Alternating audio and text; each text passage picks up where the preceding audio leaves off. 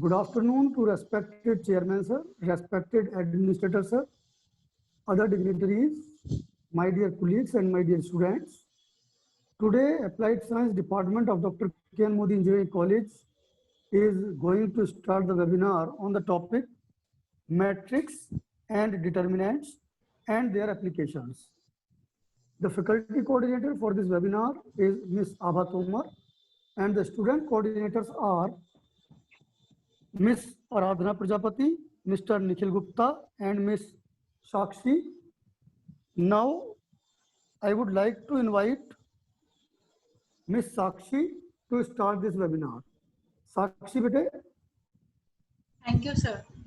Good morning, respected director, sir, all other teachers, and my dear friends. I am Sakshi, student of CSC first year from Dr. Kedarnath Modi Engineering College. Today, I am here to explain you some facts about matrix. So, explain it more properly, I first want to share my screen with you all.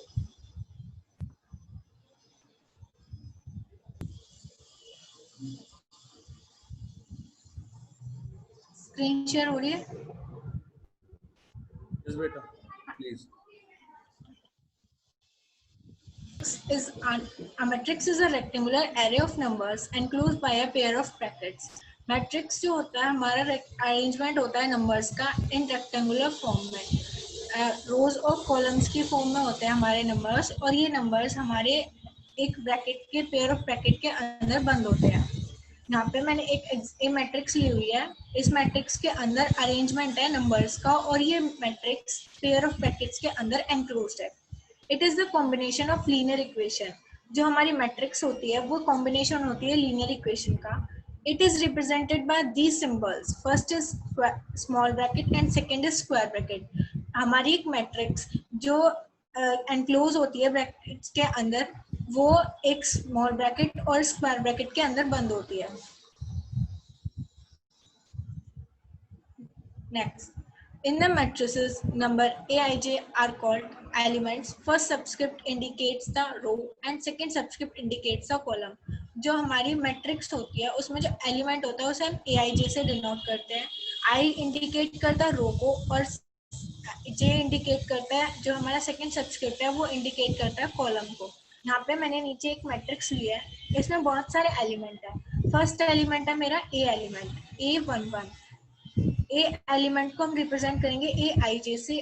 I indicate कर रहा है जो 1 है वो आई है और जो second 1 है वो जे है.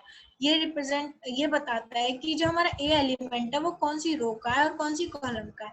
तो इससे हमें पता चल रहा है कि ए एलिमेंट हमारा फर्स्ट रो की फर्स्ट कॉलम का एलिमेंट है. The matrix consists of mn elements. It is called the m into n matrix. इस मैट्रिक्स में हमारे mn एलिमेंट्स है तो इस मैट्रिक्स को हम m into n मैट्रिक्स भी बोल सकते हैं. The term matrix introduced by 19th century English mathematician James Sylvester. Matrix 19th century में English mathematician James Sylvester द्वारा आया. Next, uses of matrix. Matrix are used in representing the real world data and graph like world population, habitat, etc. Matrix हमारा किसी भी data और किसी भी graph को शो करने के लिए यूज होता है like world population, habitat, etc. In robotics, metrics are used in base element for the robot movement. Metrics हमारा robotics में भी यूज होता है. जब हम किसी भी रोबोट को मूव कराते हैं तो उसके बेस में हमारा मैट्रिक्स यूज होता है. Order of matrix. A matrix having m rows and n columns is called a order of matrix. That is m into n matrix. जब हम कोई भी मैट्रिक्स लेते हैं तो उसमें जो रोज होती है उसे हम m से डिनोट करते हैं, जो कॉलम्स होती है वो उसे n से डिनोट करते हैं. ये होता है हमारा ऑर्डर ऑफ मैट्रिक्स. और हम किसी भी मैट्रिक्स के ऑर्डर को m into n मैट्रिक्स भी बोल सकते हैं. यहाँ पे मैंने एक मैट्रिक्स लिया है. इसमें मैट्रिक्स में 3 रो है होगा. जो हमारी रोज होती हैं वो पहले लिखी जाती है और कॉलम हमारी बाद में लिखी जाती है. ऑर्डर ऑफ मैट्रिक्स को हम डायमेंशन ऑफ मैट्रिक्स भी बोल सकते हैं. Types of matrix. First, row matrix. A matrix having only one row is called row matrix. हमारी जो कोई भी मैट्रिक्स है अगर उसमें सिर्फ एक रो है तो वो मैट्रिक्स हमारी रो मैट्रिक्स होगी. कॉलम कितने भी हो अगर हमारी सिर्फ एक रो है तो वो हमारी रो मैट्रिक्स होगी. एग्जाम्पल से समझते हैं. यहाँ पे मैंने एक मैट्रिक्स लिया है. इसमें ये सिर्फ इसमें सिर्फ एक रो है और कॉलम 3 है, तो ये मैट्रिक्स मेरी रो मैट्रिक्स होगी और जो इसका ऑर्डर होगा वो 3/1 का होगा, 1/3 का होगा, क्योंकि इसमें 1 रो है और 3 कॉलम्स है। Second, column matrix. A matrix having only one column is called a column matrix. Column matrix जिस भी मैट्रिक्स में हमारी सिर्फ एक कॉलम हो और रो कितनी भी हो, वो हमारी मैट्रिक्स कॉलम मैट्रिक्स होगी। एग्जाम्पल से समझते हैं सभी। यहाँ पे मैंने एक मैट्रिक्स लिया है जिसमें सिर्फ एक कॉलम है और रो 4 है, तो इसका जो ऑर्डर होगा वो 4/1 का होगा, क्योंकि इसमें 4 रोज और 1 कॉलम है और ये मैट्रिक्स मेरी एक कॉलम मैट्रिक्स है। Next, square matrix. A matrix in which the number of rows are equal to the number of columns is said to be a square matrix. एक मैट्रिक्स जिसमें नंबर ऑफ रोज और number of columns equal है, तो वो matrix हमारी square matrix होगी। Thus, an m into n matrix is said to be a square matrix if m is equals to n and is known as a square matrix of order n. जब हमारी किसी भी square matrix में number of रोज और number of columns equal होते हैं, मतलब कि m is equals to n होगा, तो हम उस मैट्रिक्स को ऑर्डर n से भी डिनोट कर सकते हैं। एग्जाम्पल से समझते हैं। यहाँ पे मैंने एक m मैट्रिक्स लिया है, इसमें जो नंबर ऑफ रोज है वो 3 है और नंबर ऑफ कॉलम्स भी 3 है, तो ये मैट्रिक्स मेरी स्क्वायर मैट्रिक्स होगी, क्योंकि इसमें नंबर ऑफ रोज और नंबर ऑफ कॉलम्स इक्वल है। और हम इसे m into n मैट्रिक्स भी बोल सकते हैं या ऑर्डर n से भी डिनोट कर सकते हैं। जबकि इसमें नंबर ऑफ रोज और नंबर ऑफ कॉलम्स इक्वल है, तो ये मेरी 3 रोज एंड 3 कॉलम्स है, तो ये मैट्रिक्स मेरी 3/3 की होगी और हम इसे ऑर्डर 3 से भी डिनोट कर सकते हैं एक स्क्वायर मैट्रिक्स को। Diagonal matrix. A square matrix is said to be a diagonal matrix of all non-diagonal elements are zero. हमारी एक स्क्वायर मैट्रिक्स डायगोनल मैट्रिक्स हो सकती है तब जब जो उसके सारे डायगोनल एलिमेंट्स होंगे, जो नॉन डायगोनल एलिमेंट्स होंगे वो 0 होंगे, और डायगोनल में एलिमेंट कुछ भी हो, 1 2 3 -1 -2 -3 कुछ भी, और जो नॉन डायगोनल एलिमेंट होंगे वो 0 होने चाहिए। एग्जाम्पल से समझते हैं। यहाँ मैंने एक मैट्रिक्स लिया है, इसमें मैट्रिक्स में जो डायगोनल एलिमेंट है वो 1 8 4 है और नॉन डायगोनल एलिमेंट्स 0 है, तो ये मैट्रिक्स मेरी एक डायगोनल मैट्रिक्स होगी। Scalar matrix. A diagonal matrix is a scalar matrix if its diagonal elements are equal or same, that the square matrix is said to be a scalar matrix. हमारी एक diagonal matrix scalar matrix हो सकती है तब जब जो उसके diagonal का एलिमेंट होगा वो इक्वल होगा या सेम होगा। Example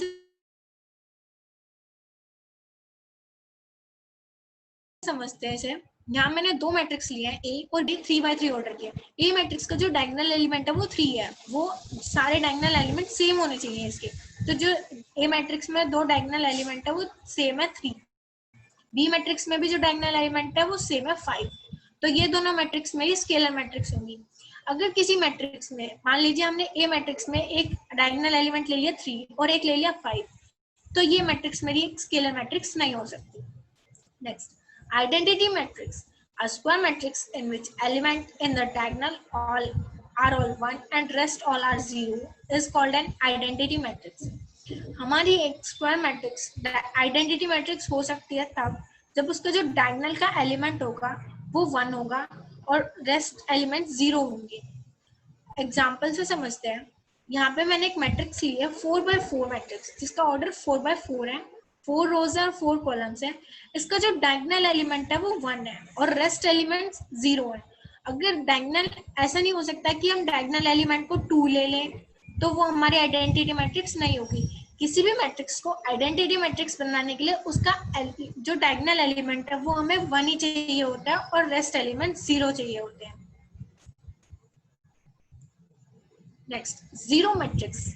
A matrix is said to be zero or null matrix if all its elements are zeros. हमारी एक मैट्रिक्स जीरो मैट्रिक्स तब होगी जब उसके जो जितने भी एलिमेंट्स है वो 0 है। एक जीरो मैट्रिक्स को हम नल मैट्रिक्स भी बोल सकते हैं।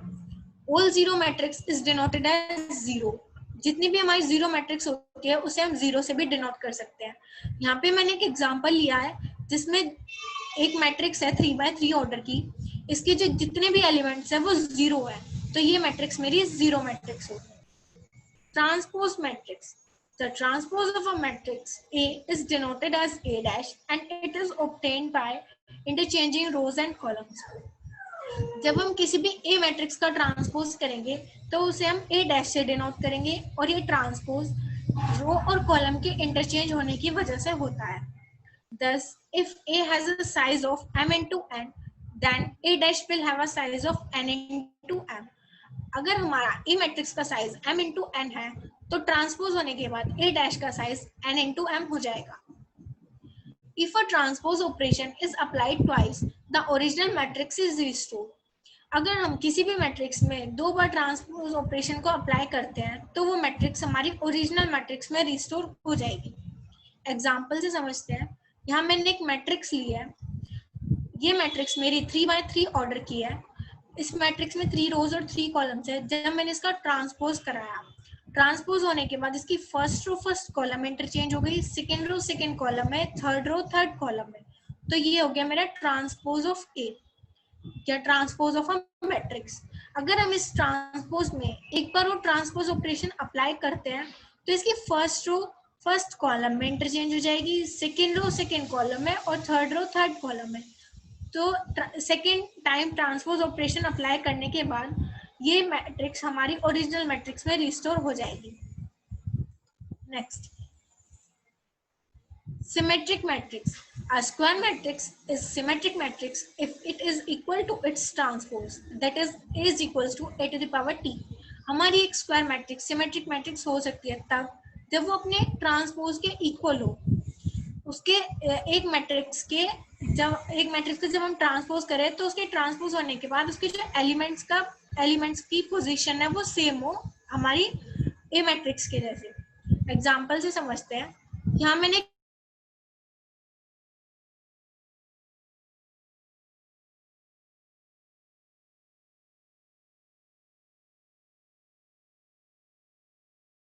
चेंज हुए तो ट्रांसपोज होने के बाद हमने देखा कि ए मैट्रिक्स का ट्रांसपोज बिल्कुल ए मैट्रिक्स के इक्वल है. उसके जो एलिमेंट्स की पोजीशन है वो इक्वल है. तो ये हमारी स्क्यू सिमेट्रिक मैट्रिक्स होगी. Next, skew symmetric matrix. A skew symmetric matrix is a square matrix whose transpose is equal to its negative transpose. हमारी एक square matrix skew symmetric matrix हो सकती है तब जब उसका ट्रांसपोज उसके नेगेटिव ट्रांसपोज के इक्वल हो. इसे भी हम एक एग्जांपल से समझते हैं. यहाँ मैंने एक मैट्रिक्स लिया है ए मैट्रिक्स. ये 3x3 ऑर्डर किया है. जब मैंने इसका ट्रांसपोज किया तो इसका ट्रांसपोज इसके नेगेटिव ट्रांसपोज के इक्वल आया. तो ये मैट्रिक्स मेरी स्क्यू सिमेट्रिक मैट्रिक्स होगी. Next, equality of matrix. Two matrix A is equals to Aij and B is equals to Bij are said to be equal if they are of the same order and each element of A is equal to the corresponding element of B.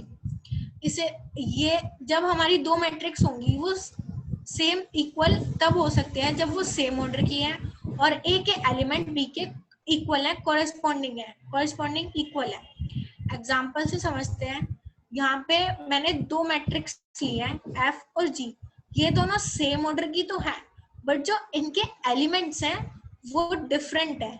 First row F की first row G की first row से तो match करती है. F की second row G की second row के equal है बट F की थर्ड रो G की थर्ड रो के इक्वल नहीं है. जो F का थर्ड रो का फर्स्ट एलिमेंट है और G का थर्ड रो का फर्स्ट एलिमेंट है वो इक्वल नहीं है. F में 0 है और G में 7 है. तो ये मैट्रिक्स हमारी इक्वल नहीं होगी. F is not equals to G. ये मैट्रिक्स हमारी कभी इक्वल नहीं हो सकती. जब भी हम किसी भी दो मैट्रिक्स को इक्वल प्रूफ करते हैं तो वो सेम ऑर्डर की होनी चाहिए और ए के एलिमेंट्स B के कॉरेस्पॉन्डिंग इक्वल होने चाहिए. Next, operation of matrix. Two matrices of the same order are said to be conformable for addition and subtraction.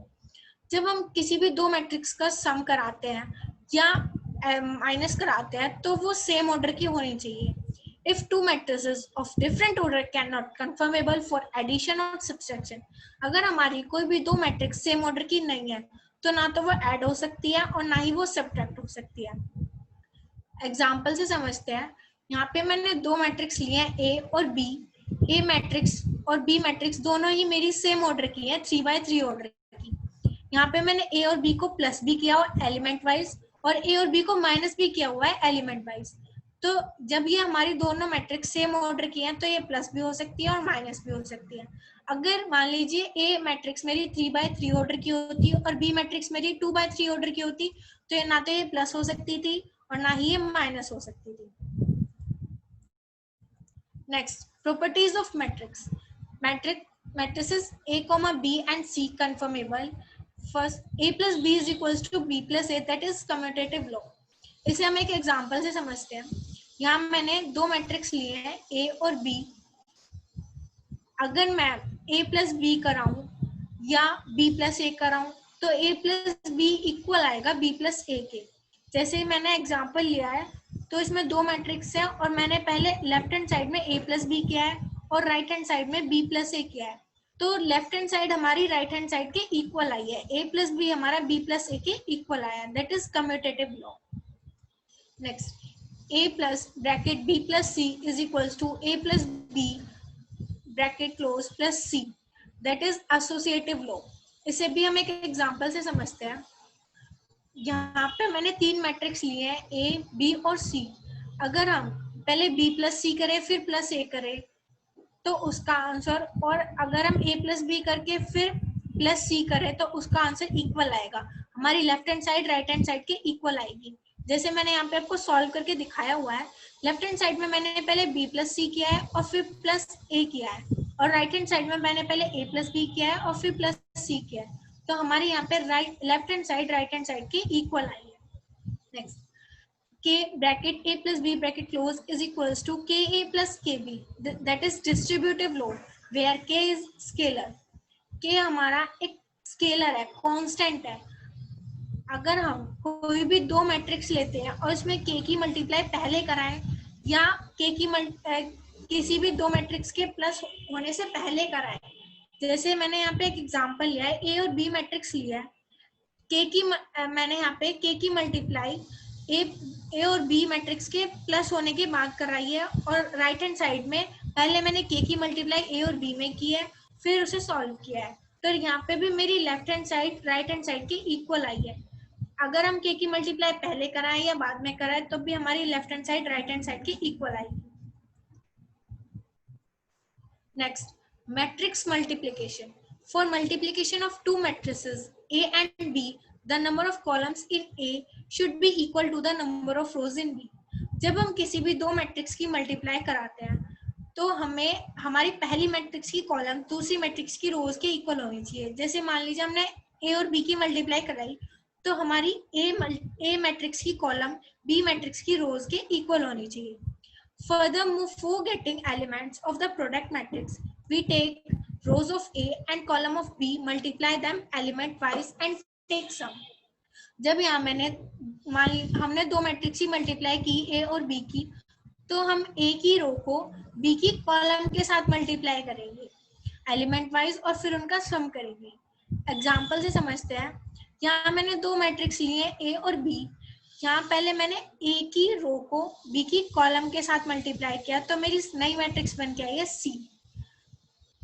ये देखिए यहाँ पे मैंने 2x2 और मैट्रिक्स की मल्टीप्लिकेशन की है। ये जो A और B है ये दोनों ही मेरी 2x2 ऑर्डर की है। तो जब मैंने इनकी मल्टीप्लाई की तो A की फर्स्ट रो को B की फर्स्ट कॉलम के साथ मल्टीप्लाई किया है एलिमेंट वाइज और फिर उनका सम किया है। Next, properties of multiplication matrices. First, the associative law. For any three matrices A, B, C, we have bracket AB bracket close into C is equals to A into BC whenever both sides of equality are defined. अगर हम तीन matrix लेते हैं A, B और C, A, B की multiply करा के फिर बाद में हम C की मल्टीप्लाई कराएं या पहले BC की मल्टीप्लाई करा के फिर A की मल्टीप्लाई कराएं तो लेफ्ट हैंड साइड हमारी राइट हैंड साइड की इक्वल आएगी। Second, the distributive law. For three matrices A, B, C, we have first A bracket B plus C bracket close is equals to AB plus AC. Second, bracket A plus B bracket close plus C is equals to AC plus BC whenever both sides of equality are defined. अगर हम तीन matrix लेते हैं A, B और C और हम पहले BC को प्लस करके फिर A की मल्टीप्लाई कराएं या AB प्लस AC करें तो left hand side right hand side के इक्वल आएगी, या हम AB को प्लस करके A प्लस B करके फिर प्लस C करें और AC और BC को प्लस करें तब भी हमारी left hand side right hand side के इक्वल आएगी. So thank you everyone. This was all about my topic matrix. And now I would like to invite Aradhna Prajapati to continue this webinar. She will explain you about determinant. Thank you, Sakshi. Good afternoon, everyone. I, Aradhna Prajapati from Muradnagar. I am pursuing diploma from Dr. K. Modi Engineering College. I am from Civil Branch. I am going to tell about the determinant and properties of determinant and difference between determinant and matrices. At last, I will give you some tips of the determinant. So let's start determinant. In 1693, Leibniz developed determinant. हमारे जो scientist थे Lebanese 1693 में उन्होंने determinant को explain कर दिया था, बता दिया था. What is determinant? Determinant is a square arrangement of number with two vertical lines. The number A, B, C, D are called the determinants or are called the elements of a determinant, and the number of rows and the columns is called the order of determinant. Determinant एक square number का arrangement है, means number of रोज और number of columns दोनों ही same होंगी और बराबर होंगी. जो हमारे नंबर हैं A, B, C, D, इन्हें हम डिटर्मिनेंट का एलिमेंट कहते हैं. फॉर एग्जांपल जैसे मैंने 2 वर्टिकल लाइंस में कुछ नंबर्स लिखे हैं A, B, C, D, इन्हें हम एलिमेंट्स ऑफ द डिटर्मिनेंट कहते हैं. हम हॉरिजॉन्टल लाइन से रो दिखाते हैं और वर्टिकल लाइन से कॉलम्स दिखाते हैं. हम रोज और कॉलम से पता कर सकते हैं कि इस डिटर्मिनेंट में कितने एलिमेंट है. जैसे कि हम देख सकते हैं ये सेकेंड ऑर्डर डिटर्मिनेंट है. Next slide please. Determinant of second order.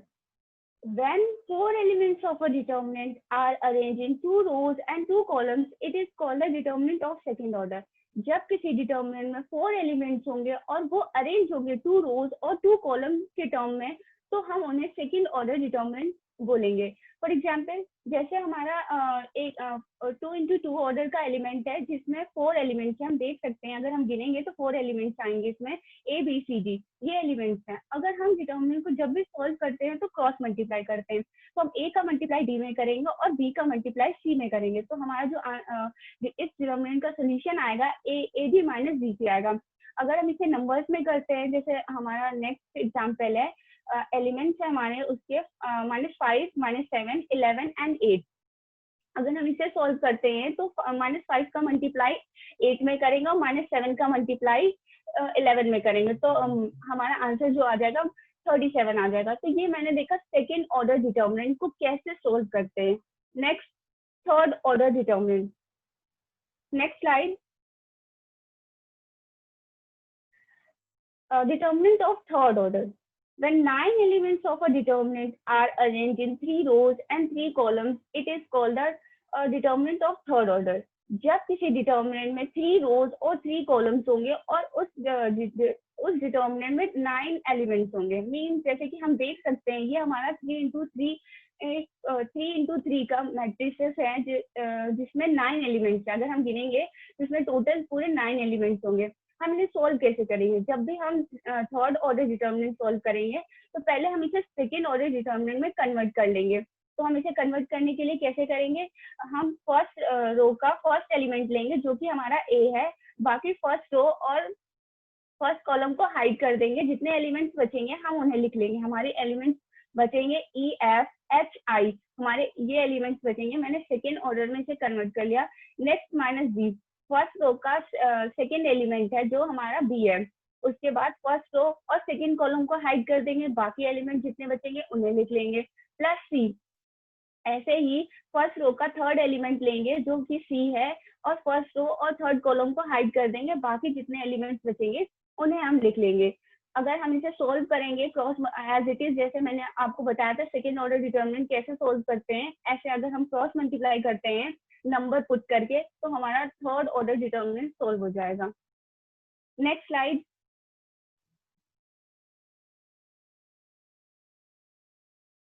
Properties of determinant.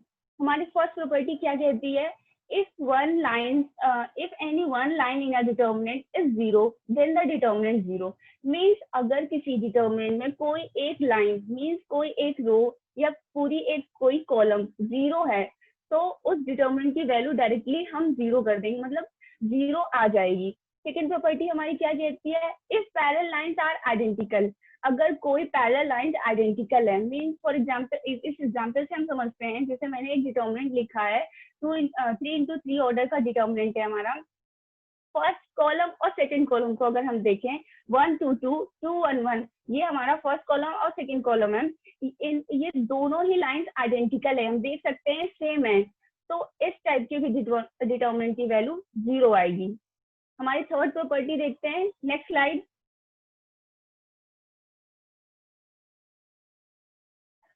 Third property, if there is a linear और प्रोपोर्शनल रिलेशन, अगर किसी डिटर्मिनेंट में लीनियर या प्रोपोर्शनल रिलेशन है तब भी डिटर्मिनेंट की वैल्यू जीरो आएगी।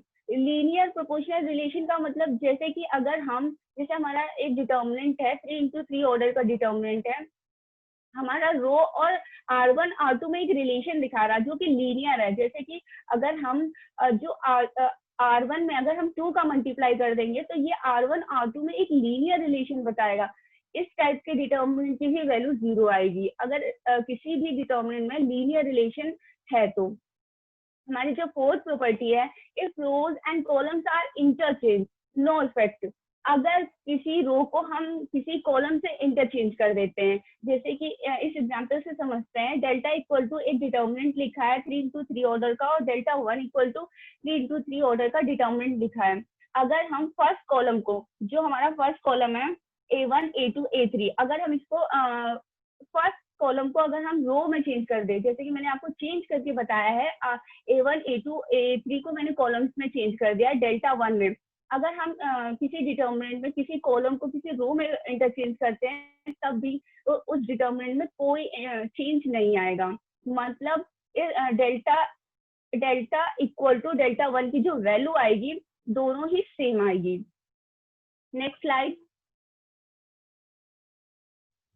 हमारी फिफ्थ प्रॉपर्टी क्या कहती है, if 2 rows and 2 columns are interchanged then we have a extended sign, अगर हम किसी दो रो या किसी दो कॉलम को इंटरचेंज करते हैं, किसी भी डिटर्मिनेंट में दो रो या दो कॉलम को अगर हम चेंज करते हैं तब हमारे पास एक एक्स्ट्रा नेगेटिव साइन आएगा। फॉर एग्जांपल जैसे 3 × 3 ऑर्डर का एक डिटर्मिनेंट लिखा है, अगर हम जो हमारा फर्स्ट कॉलम है, अगर फर्स्ट कॉलम को हम थर्ड कॉलम में इंटरचेंज कर देते हैं, मीन जो हमारा फर्स्ट कॉलम है वो थर्ड कॉलम बन जाएगा, सॉरी फर्स्ट रो बन जाएगा, और जो थर्ड रो है वो फर्स्ट रो बन जाएगी। अगर ऐसा हम डिटर्मिनेंट में कहते हैं, मीन्स अगर हम दो रो या दो कॉलम को अगर हम इंटरचेंज करते हैं तो हमारे पास एक एक्स्ट्रा नेगेटिव साइन आएगी, बट उसकी वैल्यू पे कोई इफेक्ट नहीं पड़ेगा, हमारी जो दोनों की वैल्यू आएगी सेम आएगी। अगर फर्स्ट डिटर्मिनेंट की वैल्यू 10 आ रही है तो दूसरे भी डिटर्मिनेंट की वैल्यू 10 ही आएगी, बट एक एक्स्ट्रा नेगेटिव साइन आएगा।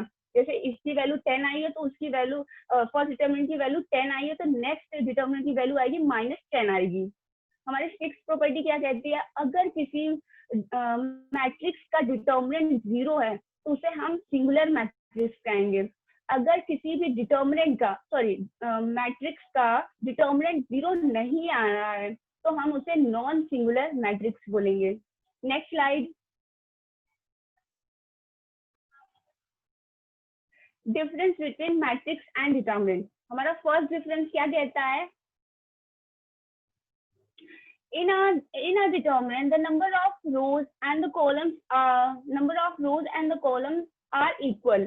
डिटर्मिनेंट में जो हमारी रोज और कॉलम्स होती हैं वो इक्वल होती है, मतलब हमने आपको पहले बताया था स्क्वायर के फॉर्म में होती है, मतलब 3 × 3 ऑर्डर की होंगी, 2 × 2 ऑर्डर की होंगी। जैसे ये हमारा फर्स्ट जो एग्जांपल लिखा है इसमें 2 कॉलम्स है और 3 रोज है, ऐसा पॉसिबल नहीं है, बट 2 रोज 2 कॉलम्स पॉसिबल है, 3 रोज 3 कॉलम पॉसिबल है। But in case of matrices हमारा जो 3 × 1 की मैट्रिसेस लिखी हुई है ये पॉसिबल है, स्क्वायर के भी फॉर्म में पॉसिबल है, मीन्स जैसे कि 2 × 2 ऑर्डर की भी जो डिटर्मिनेंट मैट्रिक्स है वो पॉसिबल है, 2 × 3 की भी मैट्रिक्स पॉसिबल है, but in case of determinant ऐसा पॉसिबल नहीं, हमेशा स्क्वायर के फॉर्म में होगा।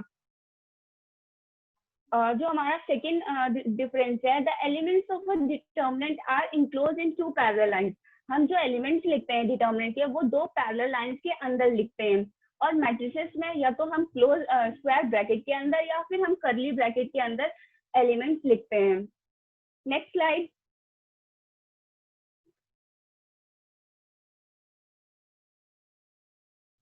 Next, a determinant can be reduced to a single number। Means क्या हुआ, हम डिटर्मिनेंट को सॉल्व कर सकते हैं। जैसे 2 into 2 ऑर्डर की मैट्रिक्स डिटर्मिनेंट लिखी हुई है, अगर हम इसे रिड्यूस करना चाहें तो रिड्यूस करके इसका एक सिंगल नंबर में आंसर ला सकते हैं, बट मैट्रिक्स में ऐसा पॉसिबल नहीं है। जैसे कि आपके सामने एक मैट्रिसेस दिख रही है, 2 into 2 ऑर्डर की मैट्रिक्स है, अगर आपसे बोला जाए इसे रिड्यूस कीजिए, मीन्स इसे सॉल्व कीजिए, तो आप नहीं सॉल्व कर सकते। अगर दो से ज्यादा मैट्रिसेस होंगी, मतलब एक मैट्रिसेस और होंगी, तो आप मल्टीप्लाई, एडिशन, सब्ट्रैक्शन सब कर सकते हैं, बट एक मैट्रिक्स के में आप कुछ भी नहीं कर सकते, मतलब इसे रिड्यूस नहीं कर सकते। बट डिटर्मिनेंट में ऐसा, डिटर्मिनेंट को आप रिड्यूस करके किसी भी सिंगल नंबर में आंसर ला सकते हैं। जैसे कि मेरा आंसर आया है 2 into 2 ऑर्डर के डिटर्मिनेंट का आंसर 37 आया है। नेक्स्ट डिफरेंस जो है हमारा, the value of a determinant does not change if the rows and the columns are interchange. Determinant पे कोई इफेक्ट नहीं आएगा अगर हम किसी रो किसी कॉलम से इंटरचेंज कर देते हैं। मीन्स हम देख सकते हैं इस एग्जाम्पल में, जैसे हमारा फर्स्ट कॉलम है, फर्स्ट रो हमारी है 1 2 3, हमने इसको चेंज कर दिया सेकेंड रो में। जो हमारी मतलब हमारी फर्स्ट सेकेंड रो थी उसे मैंने फर्स्ट रो बना दिया, जो हमारी फर्स्ट रो थी उसे मैंने सेकेंड रो बना दिया। तो इस टाइप अगर हम इस ऐसा डिटर्मिनेंट में करते हैं तो हमारे डिटर्मिनेंट में कोई इफेक्ट नहीं आएगा अगर हम ये इंटरचेंज करते हैं R1 को R2 में, R2 को R1 में। बट मैट्रिसेस में अगर हम मैट्रिसेस में ऐसा करते हैं तो हमारी एक नई मैट्रिसेस फॉर्म हो जाएगी। और different matrices can be form by interchanging its row and column. अगर हम मैट्रिसेस में किसी भी रोज या कॉलम को इंटरचेंज कर देते हैं, मीन जैसे कि मैंने इसको इंटरचेंज करके आपको बताया है, अगर मैंने इसे इंटरचेंज कर दिया तो अगर हम दोनों की वैल्यू निकालेंगे तो दोनों की वैल्यू पे भी डिफरेंस आएगा, और हमारी जो डिटर्मिनेंट मैट्रिसेस होगा वो दोनों मतलब एक न्यू मैट्रिसेस फॉर्म हो जाएगी। Next slide. लास्ट डिफरेंस है हमारा, for a multiplying a determinant by k, elements of any of its row and the column are multiplied by k। अगर हम डिटर्मिनेंट में किसी कांस्टेंट से मल्टीप्लाई करते हैं, अगर किसी कांस्टेंट से मल्टीप्लाई करते हैं तो वो किसी रो में मल्टीप्लाई होगी या फिर किसी कॉलम में मल्टीप्लाई होगी, उसके सारे एलिमेंट्स में मल्टीप्लाई नहीं होगी। But in case of matrices में अगर हम किसी कांस्टेंट से मल्टीप्लाई करते हैं तो उसके एलिमेंट्स के सारे एलिमेंट्स, जितने भी एलिमेंट्स होंगे मैट्रिक्स में, सारे एलिमेंट में मल्टीप्लाई होगा। फॉर एग्जाम्पल हमारा ए मैट्रिसेस है 2 into 2 ऑर्डर की, अगर हम इसमें किसी कांस्टेंट से मल्टीप्लाई करते हैं, कांस्टेंट हमारा 5 है, तो हम देख सकते हैं इसमें सारे एलिमेंट में मल्टीप्लाई हुआ है। अगर हम डिटर्मिनेंट में एग्जांपल देखते हैं तो मैंने आपको शो करके दिखाया है कि किसी रो में मल्टीप्लाई किया है, मैंने रो में R1 R2 R3 में जो मल्टीप्लाई किया है, A B C का मल्टीप्लाई किया है, केवल रो में किया है। नेक्स्ट,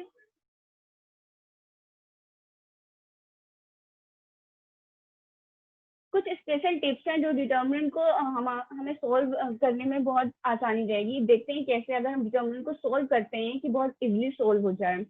हमारी फर्स्ट पॉइंट है, try to apply the operation in a manner so you can take something common and create all once.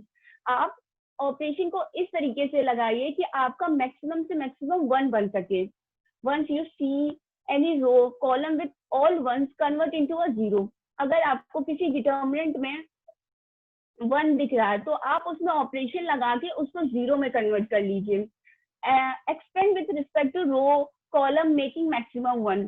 अगर आपका 0 बन गया है तो आप उसको उस वहां से एक्सपेंड कीजिए जहां से मैक्सिमम 0 बन चुका है, मतलब आपका बहुत ज्यादा 0 बन चुका है, तो इससे आपको जो एक्सपेंड करेंगे उस डिटर्मिनेंट को बहुत आसानी हो जाएगी, आपको कम एक्सपेंड करना पड़ेगा और आपका टाइम भी बहुत बचेगा। जो पॉइंट है, नेक्स्ट पॉइंट है, right the operation applied clearly in between and the end. अगर आप किसी भी डिटर्मिनेंट में कोई भी ऑपरेशन लगा रहे हैं तो उसे क्लियरली मेंशन कीजिए कि आपने उस डिटर्मिनेंट में क्या किया है, एडिशन किया है, सब्सट्रैक्शन किया है, या फिर किसी रो या किसी कॉलम में आपने मल्टीप्लाई किया। फॉर एग्जांपल जैसे कि 3x3 ऑर्डर का ये एक डिटर्मिनेंट है जिसमें मैंने ऑपरेशन लगाया है, सारी रोज को ऐड किया है। तो अगर आप किसी भी डिटर्मिनेंट में कोई ऑपरेशन लगा रहे हैं तो उसे मेंशन कीजिए। Next,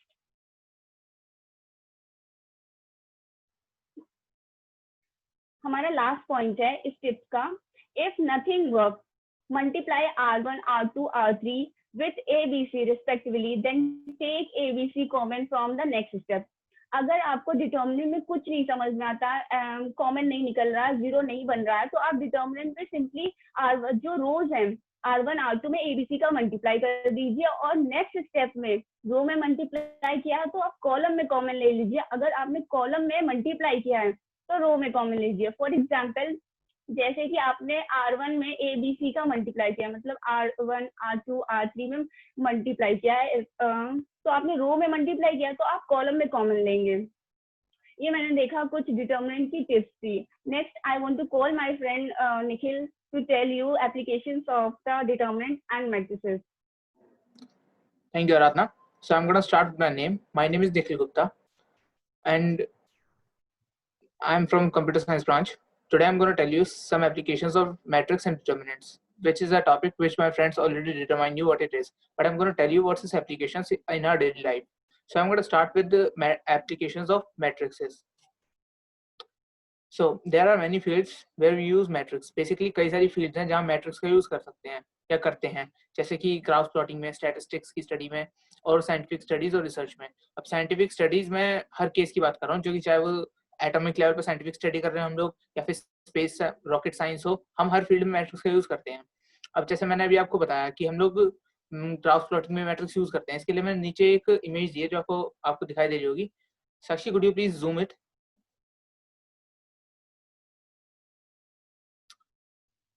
anyways, you can see the first graph जिसके अंदर एक बॉक्स आपको सेकंड क्वाड्रेंट के अंदर रखा दिखाई दे रहा है, जिसकी मैंने बेसिकली जो मैट्रिक्स अज्यूम करवाई है वो मैंने मतलब जो मैट्रिक्स यहाँ पे बना के दिखाई एग्जांपल के लिए वो सेकंड ग्राफ किया, तो हम उसी पे थोड़ा फोकस करते हैं। हम लोग उसमें देख सकते हैं एक बॉक्स रखा है जो कि फोर्थ क्वाड्रेंट के अंदर है और उसके अंदर एक्स एक्सिस पे उसकी वैल्यू -2 और वाई एक्सिस पे उसकी वैल्यू -2 है दोनों तरफ। और ये इसी बेसिस पे हमने ग्राफ के अंदर जो मैट्रिक्स बनाई है उसके अंदर फर्स्ट लाइन में -2 एक्स की वैल्यू है, 0 वाई की वैल्यू, वाई एक्सिस पर उसकी वैल्यू है इसी बॉक्स के अंदर, इसी बॉक्स की। अब ये हमने बात की 2D की, तो 2D की प्लॉटिंग इस वे में हुई, 2x2 की एक स्क्वायर परफेक्ट स्क्वायर मैट्रिक्स बनी। बट अगर हम यहाँ पे 3D की बात करते हैं तो उसके अंदर जो मैट्रिक्स बनती वो मतलब एक मैट्रिक्स बन सकती थी 3x3 की, क्योंकि उसके अंदर तीसरी ए और एक्सिस आ जाती। So matrix are also used in representing real world data. Matrix real world data represent करने के लिए भी यूज होती है, like population of people, infant mortality rate etcetera. Infant mortality rate in the sense आप किसी भी पर्टिकुलर एरिया के अंदर कितने लोगों की डेथ या कितने लोगों का बर्थ एक पर्टिकुलर टाइम के अंदर हुआ है, इसे हम लोग इन्फेंट मोर्टेलिटी रेट के थ्रू दिखाते हैं किसी वे में। Next slide. Yes, as my friend Sakshi already tell you कि हम लोग मैट्रिक्स का यूज रोबोटिक्स में मतलब रोबोटिक्स में करते हैं, बेसिकली रोबोट की मूवमेंट को दिखाने के लिए। अब उसमें हम उसका यूज किस वे में करते हैं, हम लोग एग्जाम्पल के तौर पे इसे देखते हैं जो कि बेसिक एक आर्म रोबोट है। Arm robot basic car industries में और मतलब कार मैन्युफैक्चरिंग इंडस्ट्रीज में, ऑटोमोबाइल्स में यूज होता है। अब मैं इस बेसिक रोबोट का एग्जांपल आपको और बेस से समझाना स्टार्ट करता हूँ। बेस हम लोग इसका बेस देखते हैं जो कि बेसिक ओरिजिन से या मेंशन किया गया है। हम लोग वहाँ पे एक ग्राफ मतलब एक ग्राफ ही अज्यूम कर सकते हैं जिसमें एक बॉल मतलब जो इसका एक्सिस मतलब एक्सिस बॉल है जो इसे मूव करेगा 360 डिग्री हर आगे या फिर पीछे की तरफ। और यहाँ पे इस जगह पे जो ये बॉल है ये ग्राफ मतलब ग्राफ के ऊपर रखे दिखाई दे रही है, इसकी वाई एक्सिस पे रखा हुआ है। और ये इसका मूवमेंट हर बार जब भी या तो ये इसकी वैल्यू डिफरेंट होगी बाई पे, अगर हम किसी भी एक पॉइंट को इस बॉल पे मतलब इस सर्कल पे अज्यूम करके और हर बार रोबोट का मूवमेंट जितना भी मूव हुआ है रोबोट उतना उसके डिफरेंस देखे उसके अंदर, तो हम लोगों को उसकी वैल्यू में डिफरेंस मिलेगा और वो बिल्कुल उसी वे में मैट्रिक्स की फॉर्म में लिखी जाएंगी। और मैट्रिक्स की फॉर्म में किस वे में लिखी जाएंगी उसका एग्जांपल मैंने स्क्वायर बॉक्स वाले एग्जांपल से आपको ऑलरेडी दिया। और ऐसे इसके सेम ऊपर वाले एक्सिस के ऊपर साथ होगा जो कि इसके स्टेम से जुड़ा हुआ है, फिर उसके ऊपर जो जुड़ा हुआ है जो कि उसके आगे के आर्म से जुड़ा हुआ है, उसके एक्सिस मतलब उसके मेन स्टेम और आर्म से जुड़ा हुआ है। बेसिकली ऐसे मूवमेंट इसका होता है। अब वो हो सकता है मशीन हम लोग इनपुट दे रहे हैं कि उसे किस वे में वर्क करना है, तो फिर उसके बाद ये सारा डाटा स्ट्रक्चराइज होके एक बेसिक आउटपुट इस हैंड के लिए तैयार होगा, जो कि एक मतलब एक मशीनिंग टूल है। बट अगर हम इसका मूवमेंट ऐसे देखें कि अगर हम इसे मूव कर रहे हैं उसके बाद उसकी मैट्रिक्स लें, तो मतलब या उसका डाटा लें कि वो किस वे में हम उसे मूव कर चुके या फिर किस वे में हमें देखना है, तो उसके बाद जो डाटा स्ट्रक्चराइज होगा वो कंप्यूटर करेगा। Next page.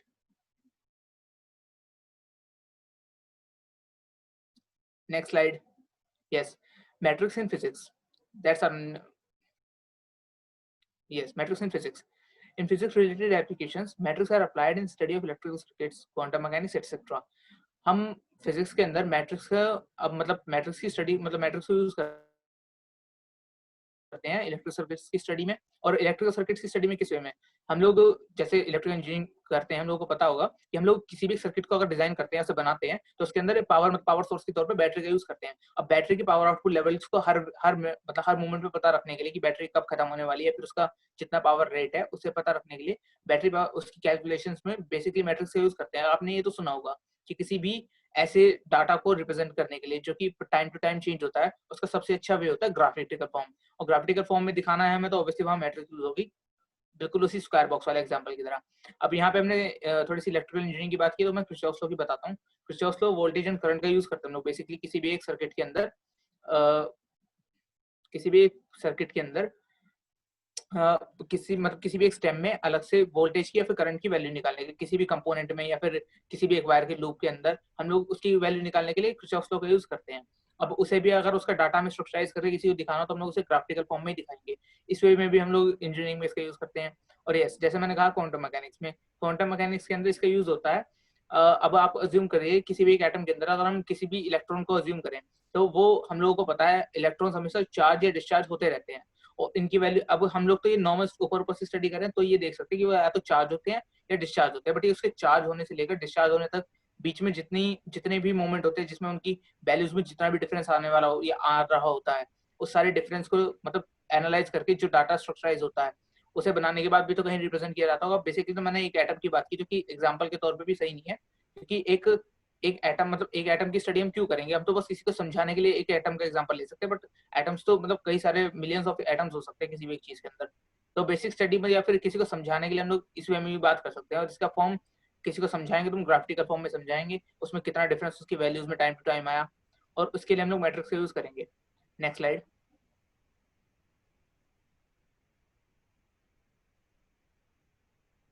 Here is some daily matrix applications. Mathematicians, scientist और इंजीनियर्स अपने कई सारी ग्रुप ऑफ इक्वेशंस को शो करने के लिए या फिर किसी को दिखाने के लिए मैट्रिक्स का यूज करते हैं। क्यों? क्योंकि ये उन्हें एक सिस्टमैटिक मैनर या सिस्टमैटिक वे दे देता है अपनी इन चीजों को समझाने के लिए। और computers, yes, as you all know I am from computer science branch, so computers have embedded matrix arithmetic in graphic processing algorithms. अब इसके लिए मैं आपको पहले मतलब मैंने जिससे नीचे एक दिखा रखी छोटी सी इमेज जिसके अंदर आपको 3D इमेजेस 2D में दिख रही होंगी, और इसके लिए मैं इसे समझाने के लिए एक Sakshi please next page.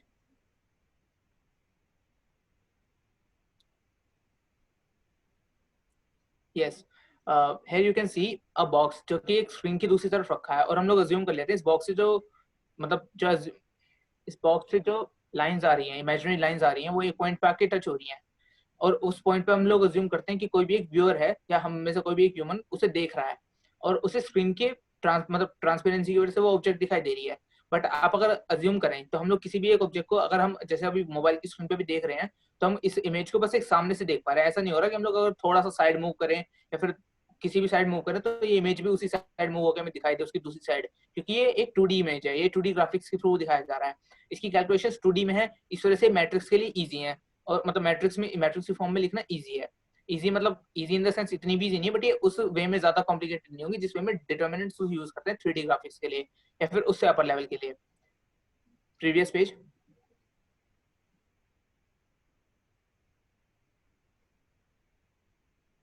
Sakshi previous page.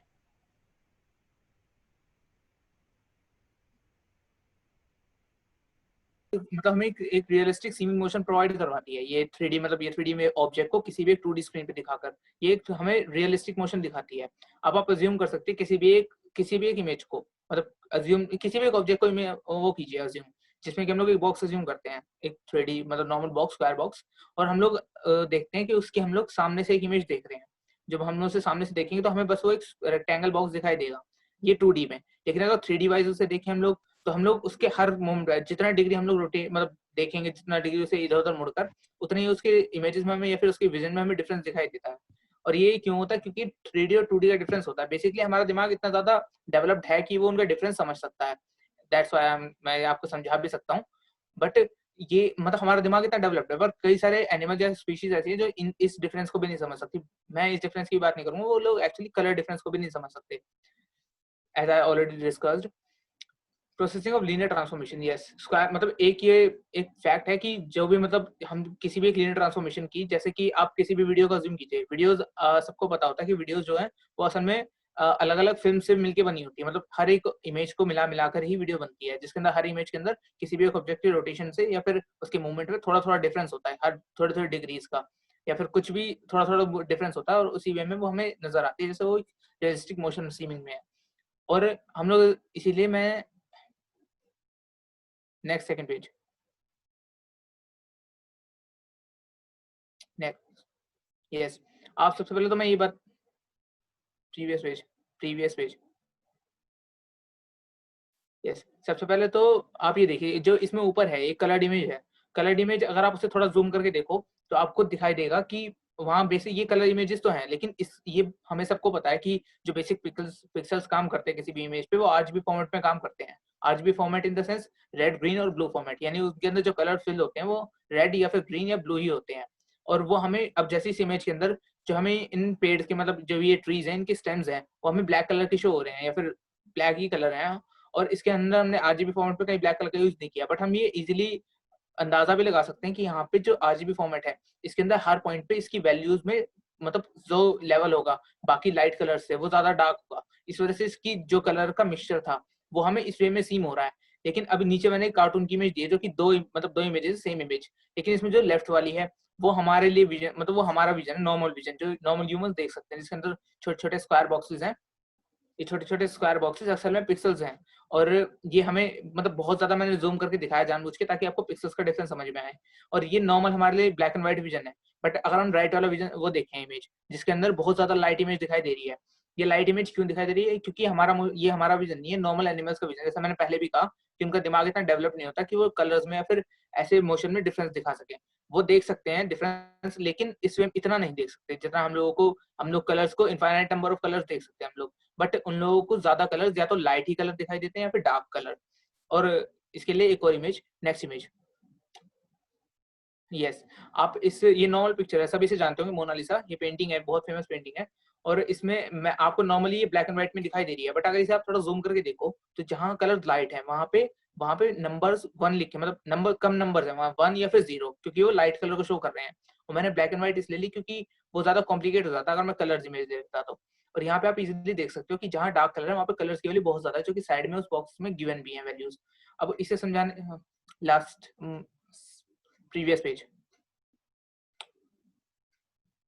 Previous one, yes यहाँ पे आप देखिए मैंने एक नॉर्मल जैसे मैंने भी उसका इमेज का एग्जांपल दिया था आपको किसी भी वीडियो का, तो मैं इसके लिए एक वीडियो गेम का एग्जांपल देता हूँ। आप लोगों ने क्रोम में एक गेम खेला होगा जिसे बेसिकली जंपिंग डक कहते हैं हम लोग। उसके अंदर जब वो डक जंप करती है तो आपने अगर कभी ध्यान से देखा हो तो हम लोग स्क्रीन पे टाइप करते हैं तो वो डक जंप करती है और उसके नीचे उसकी शेडो बनती है। और वो शेडो हमेशा मतलब नीचे जितनी भी उसकी हाइट होती है उस डक की, उस हाइट डिफरेंस की वजह से शेडो लाइट या फिर हमें डार्क कलर में दिखाई देती है।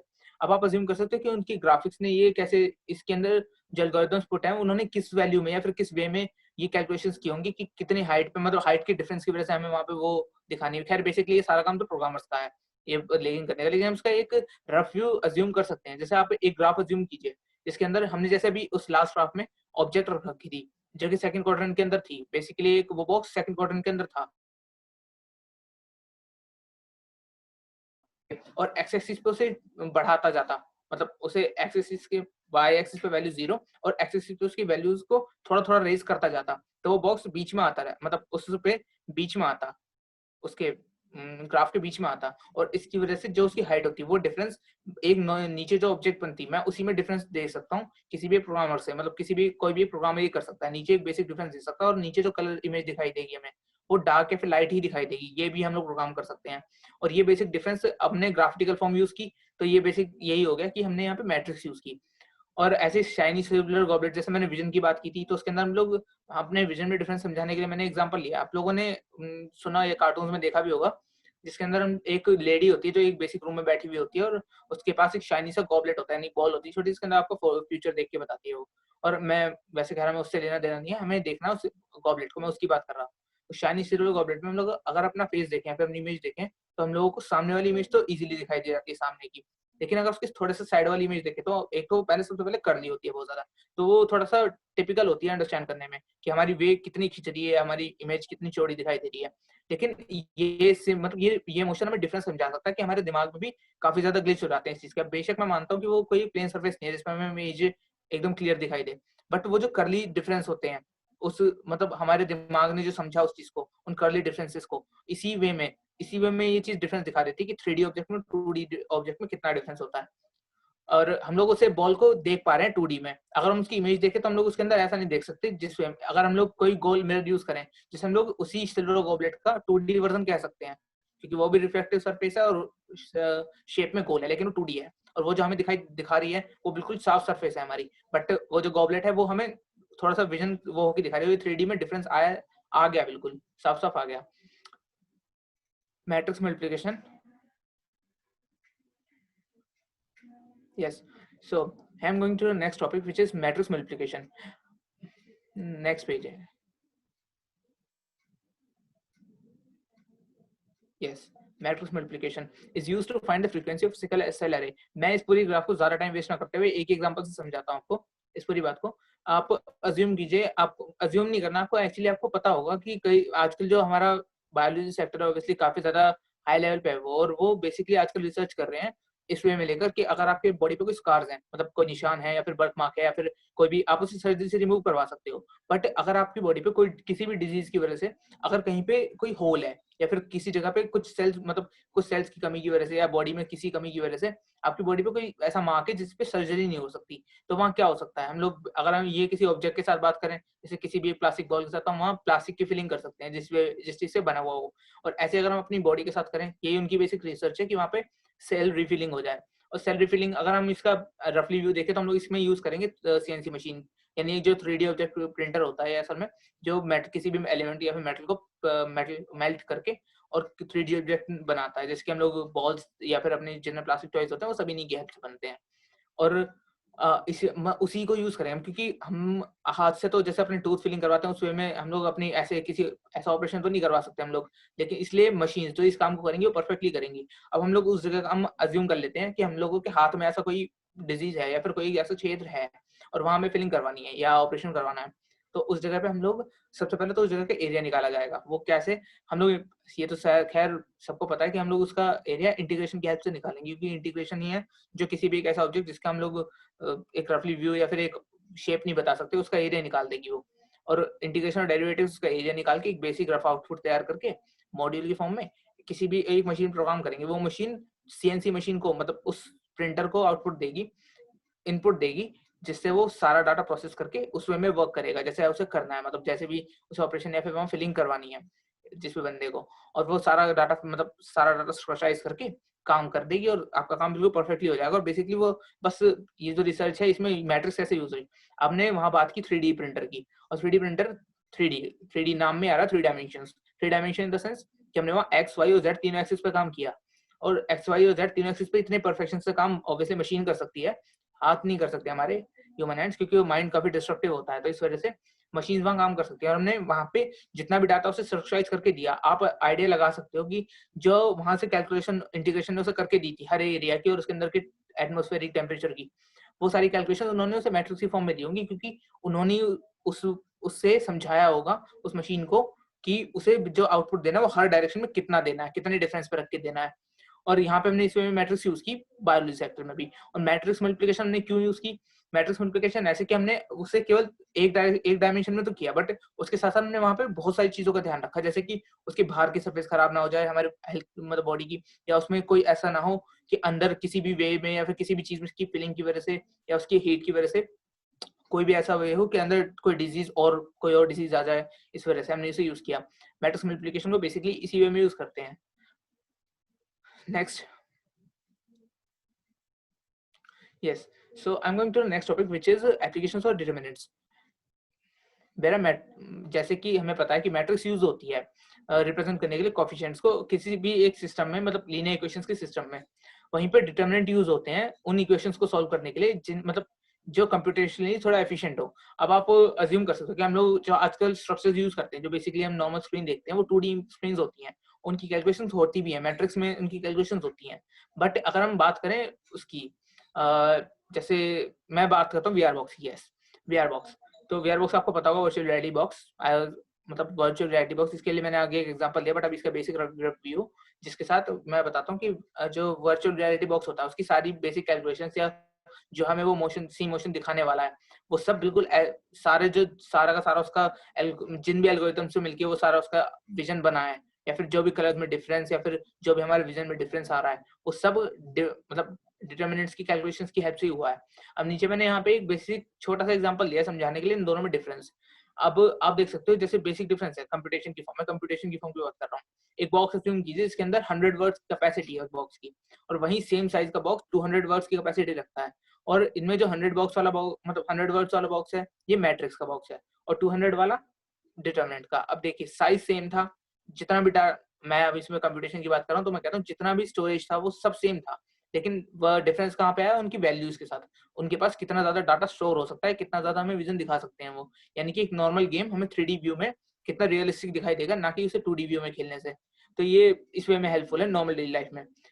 Next page.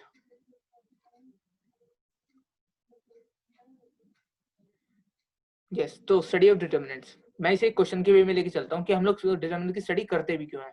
Determinant of a matrix, किसी भी एक मैट्रिक्स का डिटरमिनेंट ऑब्वियसली यूजफुल टूल है जो कि हमें डिटरमाइन करने में हेल्प कर सकता है कि किसी भी एक इक्वेशन का एक यूनिक सॉल्यूशन हो सकता है या नहीं। अब जैसे मेरी फ्रेंड आराधना ने बताया था आपको उसके लास्ट पॉइंट में, टिप्स एंड ट्रिक्स के लास्ट पॉइंट में, कि अगर आपको किसी भी एक मतलब किसी भी डिटरमिनेंट के साथ कुछ भी नहीं सूझे, यानी उसके बाद कोई एक प्रोसेस ना बचे जिसमें आप उसकी कोई एक्सपेंशन या फिर उसे एक्सटेंड कर सकते हो, तो फिर आप क्या करो, उसकी रोज के साथ एबीसी की मल्टीप्लाई कर दो, first row second row third row गया, एबीसी की मल्टीप्लाई करो, फिर उसके बाद उसकी कॉलम्स एक्सपेंड हो सकती है, यानी उसका कोई ना कोई यूनिक सॉल्यूशन आ सकता है, बट ये काम मैट्रिक्स के साथ नहीं हो सकता।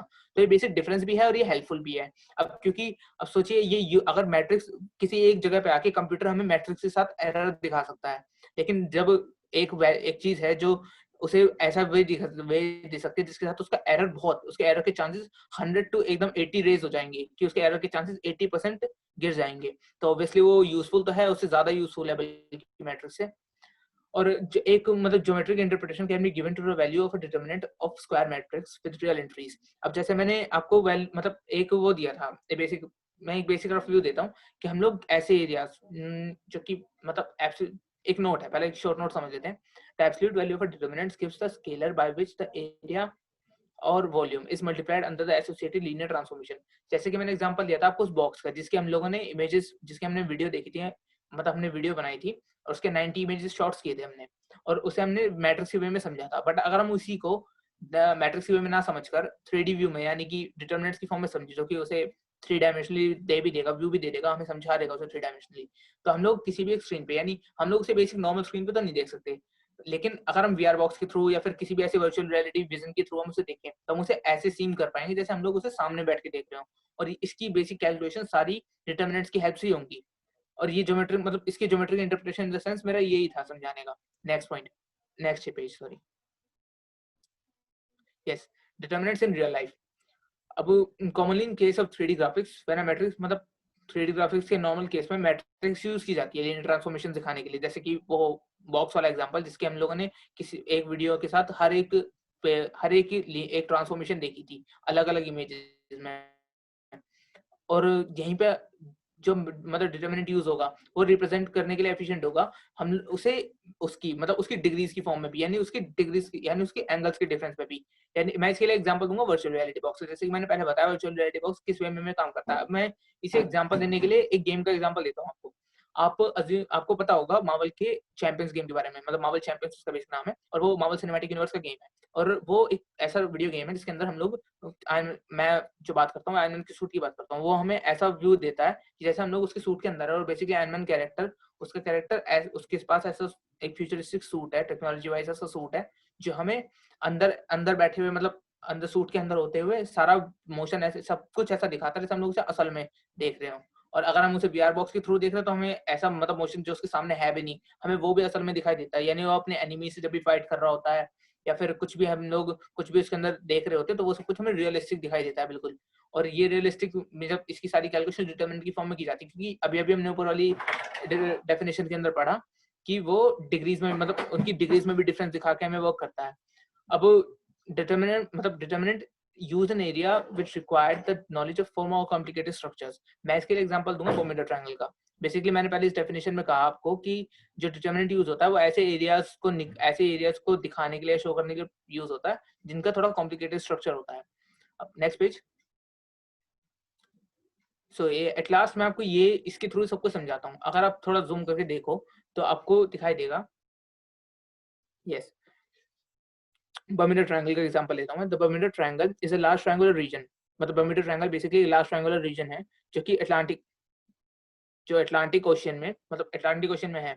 और कई सारी शिप्स और एयरप्लेन्स वहां पे गायब हो चुके हैं, जिसकी वजह क्या है किसी को भी नहीं पता। कुछ साइंटिस्ट और थ्योरेटिकर्स कहते हैं कि वहां पे 3 डायरेक्शन से अलग अलग वेव्स आती हैं, इस वजह से वो वहां पे जुड़ जाती हैं और जो भी उनके रास्ते में आता है वो उसे खत्म कर देती हैं इस वजह से।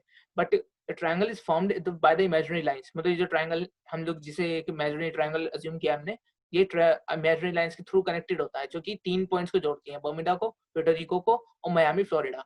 अब इन तीनों जगहों मतलब हम लोग ये क्वेश्चन हमें बेसिक क्वेश्चन की फॉर्म में दिखाया हुआ है कि हम लोग अगर इस जगह का एरिया निकाले डिटरमिनेंट की यूज से तो कैसे निकालेंगे। और इसमें मैं डिटरमिनेंट का बेसिक यूज दिखाऊंगा जो कि मेरे वर्क के थ्रू आपको एग्जांपल समझा देगा। अब आप यहाँ एक नीचे ग्राफ देख सकते हो जिसके अंदर 0 पॉइंट मियामी है, मतलब जो इसके बेसिक एक्सिस पे 0 पॉइंट है मियामी है। और बर्मुडा सेकंड क्वाड्रेंट के अंदर है जिसके वहां पे आपको कोऑर्डिनेट्स गिवन है, और प्यूर्टो रिको फर्स्ट क्वाड्रेंट में है जिसके कोऑर्डिनेट्स आपको गिवन है। अब हम साइड में जो इमेज मैंने एक छोटी सी मतलब एक छोटा सा इमेज दिखाई है उसे उस पर जूम करना जरा। आप उससे देख सकते हो कि हम पहले सबसे पहले तो हम ये अज्यूम कर लेते हैं कि हमने इन दोनों पॉइंट्स को दिखाया कैसे होगा, मतलब कैसे हम लोगों ने नापा होगा कि इन दोनों के बीच की डिस्टेंस कैसे आई। और एक्स एक्सिस और वाई एक्सिस दोनों पे, जो कि बेसिकली इसमें नॉर्थ और साउथ है, हम लोगों ने इस पे इसकी वैल्यूज कैसे निकाली एक्स एक्सिस और वाई एक्सिस पे। हम लोग सैटेलाइट का यूज किया होगा हमने। अब मैंने इसलिए एक इमेज दिखाई है कि एक ग्लोब के ऊपर से सैटेलाइट का व्यू एक ऐसा होगा जैसे किसी बॉल के ऊपर एक कोन रखा हुआ हो, और वो कोन जितना एरिया कवर कर रहा है वो ओशन का एरिया है, जिस ओशन के एरिया को हमने बर्मुडा ट्रायंगल का नाम दिया अभी। और उस एरिया में वहां पे जितने भी शिप्स वगैरह लॉस्ट हुए उसका कोई वे नहीं है, मतलब उसी जगह पे हुआ है सब कुछ। तो उस एरिया के अंदर है, तो ये पता है हमें कितना बड़ा एरिया है वो। अब उसका एरिया निकालना है, मतलब कितना बड़ा रीजन है वो, उसका एरिया हमें निकालना है। इसके थ्रू हम लोगों ने सैटेलाइट का यूज किया, तो बेसिकली वहाँ पे थ्री डायमेंशनल फॉर्म तो आ ही गई। और हम लोग डिटरमिनेंट यूज करेंगे और वहाँ पे 3 कोऑर्डिनेट्स गिवन है, मतलब 3 पॉइंट से कनेक्टेड है, वो ट्रायंगल है। तो हम लोगों को तीसरा रीजन यूज करना ही पड़ेगा वहाँ एरिया का। और वो यूज इसलिए भी करना पड़ेगा क्योंकि हम लोग देख सकते हैं कि अर्थ का थोड़ा सा पार्ट, इस इमेज में देख सकते हैं अर्थ का थोड़ा सा पार्ट सैटेलाइट के विजन ने कवर अप किया है। और ये सैटेलाइट मतलब इसे अगर हम साइड वाली उसके राइट वाली इमेज में देखें तो देख सकते हैं ऊपर से अर्थ के ऊपर से हम लोगों को सैटेलाइट की व्यू से कैसा दिखाई दे रहा होगा। एक ट्रायंगल रखा हुआ एक्स वाई एक्सिस पे, और बेसिकली जो कि जेड एक्सिस होगा क्योंकि वाई एक्सिस तो सीधा होगा। और हम लोग देख सकते हैं फिर उसके बाद उसके कोऑर्डिनेट्स मैंने इक्वली दिखा दिए। फिर उसके बाद इसके सॉल्यूशन पे आना। यस, इस बेसिकली हम लोग एरिया निकालने के तो नॉर्मल डिटरमिनेंट के एरिया का फॉर्मूला यूज करेंगे plus minus half multiplied by determinant. लेकिन हम लोग देख सकते हैं कि हम लोगों ने इसकी फर्स्ट रो जो लिखी है उसके दो एलिमेंट तो बिल्कुल एज इट इज लिखे हैं जैसे उसकी गिवन थी वैल्यू बर्मुडा के साथ। और सेकंड हमने जो रो ली है वो बिल्कुल सेम लिखी है, उसके दो एलिमेंट जो प्यूर्टो रिको के कोऑर्डिनेट्स हैं, और थर्ड बिल्कुल मियामी के। लेकिन हमने जो लास्ट कॉलम ली है जिसके अंदर 1 1 1 वैल्यू है, बेसिक हमने एक फिक्स कोएफिशिएंट वैल्यू ली है, कांस्टेंट वैल्यू ली है हमने ये, जो कि सैटेलाइट और एक मिनट राइट थोड़ा सा राइट करना। यस, जो कि अभी हमने उस ग्लोब के साथ देखा जो एरिया कवर अप था उस सैटेलाइट की व्यू में, जो येलो एरिया अर्थ का कवर कर रखा है उसने, उसका डिस्प्ले, क्योंकि अब ओशन का लेवल हमेशा डिफरेंस में चेंज होता रहता है, उसमें चेंजेस आते रहते हैं। तो इसी का हमने एक बेसिक स्ट्रक्चराइज वे किया कि हमने इतना एरिया कवर अप किया है और उसके बाद उसका एरिया निकाला। अब क्योंकि आपको पता है अर्थ कर ली है तो उसके एरियाज में काफी डिफरेंस आ जाएगा अगर इतने बड़े स्केल पे किसी का एरिया निकाला जाए। खैर, हमने इसका एरिया निकाला काउंट अप करके, नीचे उसकी वैल्यू गिवन है। और yes, that's all from my side. If you ask any queries or questions, then please.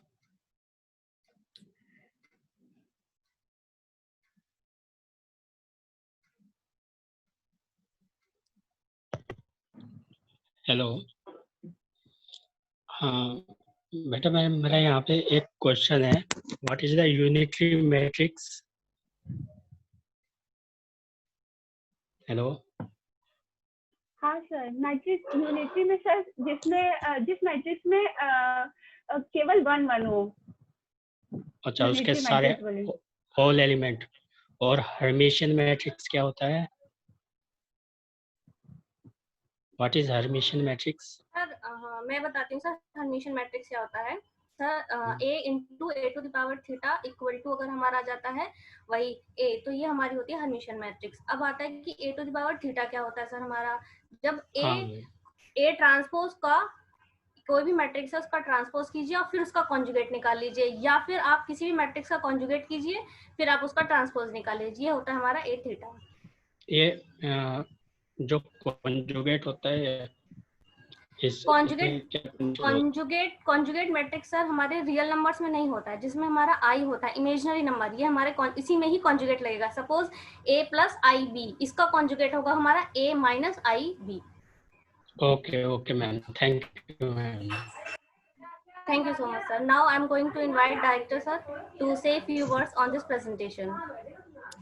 Thank you, ma'am. The presentation was very good, and the all the students presented well. And Mr. Nikhil looks like very gentle. All the students are looking well, but Yes, sir. he is looking like a gentleman. That's very good. That's very nice, and he is speaking well also. Very good, बेटा, बहुत बढ़िया लगा. Thank you, sir. Now मैं अपने respected chairman sir का और respected administrator को thank you कहूँगा कि जो इन्होंने हमें ऐसा प्लेटफॉर्म प्रोवाइड किया कि हम अपने बच्चों को आगे ला करके और इस तरह के वेबिनार ऑर्गेनाइज कर सकें. Thank you to respected chairman sir and respected administrator sir. And mister Manish को भी थैंक यू कहूँगा, जिन्होंने अपना पूरा समय इसको लगाते हैं. IT से रिलेटेड कोई भी बीच बीच में रिकॉर्डिंग को रोकना और चलाना बिल्कुल बेहतरीन तरीके से. That's very good. And thank you to mister Manish also. And students को बेटे बहुत बहुत थैंक यू, बहुत बहुत धन्यवाद. बड़ा अच्छा आप लोगों ने तीनों ने मिलकर बड़ा अच्छा वेबिनार प्रेजेंट किया. और मैम आपने भी बच्चों को बड़ा अच्छा तैयार किया. Thank you so much to you. Thank you, and sir. Thanks to all the faculty and students who have attended this webinar. Thank you. Thanks to all of you.